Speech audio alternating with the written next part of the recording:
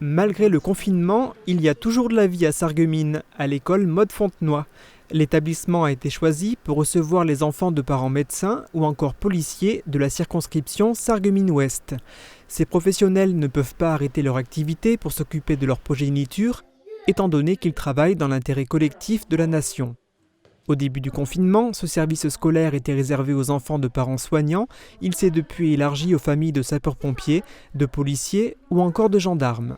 Le nombre d'enfants grossit au fur et à mesure du temps qui passe.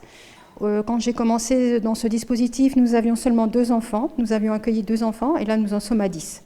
5 enfants scolarisés en élémentaire, 5 enfants scolarisés en maternelle. Il y a une enseignante qui s'occupe des enfants de la petite école et une autre pour ceux qui vont à la grande école.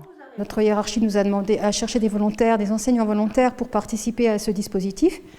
Et bien évidemment, c'est notre métier, donc par solidarité aussi. Donc tout de suite, on s'est porté volontaire. Dans la circonscription, nous sommes 9 enseignantes, je crois. Et nous travaillons par binôme et nous faisons un roulement sur la semaine. La crainte est là, mais ces enseignantes volontaires sont bien équipées. On a des protections, on a les masques, on a les gels pour se nettoyer les mains.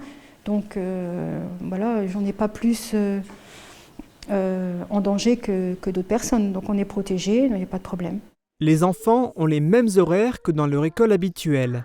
Avec leur nouvelle maîtresse et leurs nouveaux camarades, ils font des activités en commun, mais il y a aussi un travail individualisé.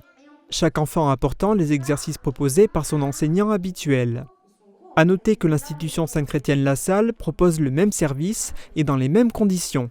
Entre 0 et 5 élèves par jour profitent de ce dispositif dans cet établissement. Pendant les vacances scolaires, ces élèves du privé et du public seront regroupés. Des employés des Francas les encadreront dans le cadre d'une sorte de centre aéré.